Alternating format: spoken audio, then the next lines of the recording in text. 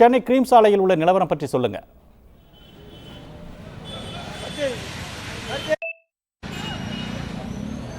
பிரதீப்சன், ஆயிரம் விளக்கில் இருக்கக்கூடிய மருத்துவமனையில் தமிழகத்தின் முதலமைச்சர் ஜெயலலிதா அனுமதிக்கப்பட்டிருக்கக்கூடிய தகவல் கிடைத்து அந்த கட்சியை சேர்ந்தவர்களும் பொதுமக்களும் ஆயிரக்கணக்கானோர் இந்த பகுதிக்கு குவிந்து வருகிறார்கள். நேற்று இரவு மருத்துவமனையில் அவர் அனுமதிக்கப்பட்ட பிறகு அந்த கட்சியினுடைய முக்கிய நிர்வாகிகள், தமிழக அமைச்சர்கள் எல்லாம் மருத்துவமனைக்கு வந்தார்கள்.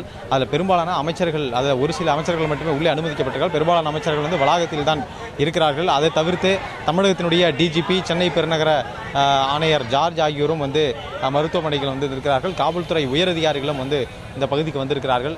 இந்த தகவல் அடித்தது, அதாவது மருத்துவமனையில் அனுமதிக்கப்பட்டிருக்கக்கூடிய அந்த தகவலை அடுத்து ஏராளமான தொண்டர்கள் இந்த பகுதிக்கு வந்திருக்கிறார்கள். தமிழகத்தில் இருக்கக்கூடிய பல்வேறு பகுதிகளிலிருந்து இங்கே ஆயிரம் விளக்கு இருக்கக்கூடிய அந்த மருத்துவமனைக்கு வந்திருக்கிறார்கள். ஆனால் அந்த கட்சியில் இருக்கக்கூடிய மேல்மட்ட நிர்வாகிகள் மற்றும் அமைச்சர்கள் மட்டுமே உள்ளே, அதாவது இந்த கிரீம் சாலையிலிருந்து அப்பல்லோ மருத்துவமனைக்கு செல்லக்கூடிய அந்த சாலையில் அனுமதிக்கப்பட்டிருக்கிறார்கள். மற்றவர்கள் யாருமே அந்த தொண்டர்களோ பொதுமக்களோ உள்ள அனுமதிக்கப்படவில்லை.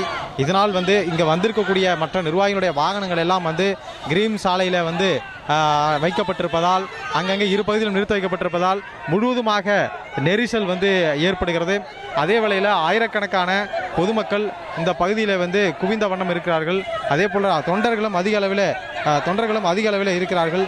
இதனால் கடும் நெரிசல் ஏற்பட்டதை அடுத்து இந்த கிரீம் சாலையில் அண்ணா சாலையிலிருந்து நுங்கம்பாக்கம் செல்லக்கூடிய வழியிலும், அதே போன்று நுங்கம்பாக்கம் எழும்பூரிலிருந்து அண்ணா சாலை வரக்கூடிய வழியிலும் முழுவதுமாக போக்குவரத்து தடை செய்யப்பட்டிருக்கிறது.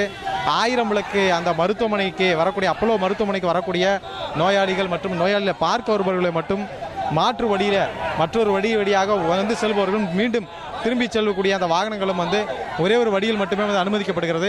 மற்றபடி தற்போது இந்த மருத்துவமனை இருக்கக்கூடிய பகுதியிலிருந்து கிரீம் சாலையில் ஆயிரக்கணக்கான தொண்டர்கள், அதிமுகவுடைய தொண்டர்கள் குவிந்திருக்கிறார்கள்.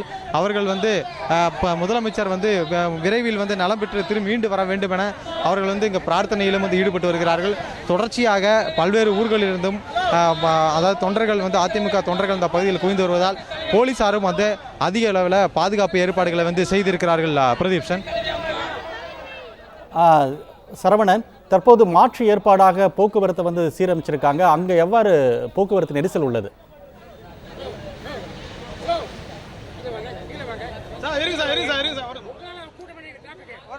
காலையிலிருந்து நேரலையில் இருக்கிறது. காலையிலிருந்து இந்த பகுதிக்கு தொண்டர்கள் அதிக அளவில் குவிந்து வருகிறார்கள். இதனால் அவருடைய எடுத்து வரக்கூடிய அந்த வாகனங்கள் எல்லாம் அந்த பகுதியில் அதாவது சாலையினுடைய 2 பகுதியிலும் நிறுத்தப்பட்டிருக்கிறது. அதோடு மட்டுமல்ல, இந்த தொண்டர்களும் அதிக அளவில் தொடர்ச்சியாக குவிந்து வருவதால் கடும் நெரிசல் ஏற்பட்டிருக்கிறது.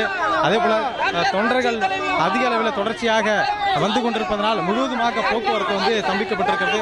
எனவே அண்ணா சாலையிலும் மற்றும் அதே போன்று அண்ணா சாலை வழியாக செல்லக்கூடிய வாகனங்கள் எல்லாம் போக்குவரத்து நெரிசல் ஏற்படாமல் இருக்க பல்வேறு ஏற்பாடுகளையும் இந்த பதிவு செய்திருக்கிறார்கள்.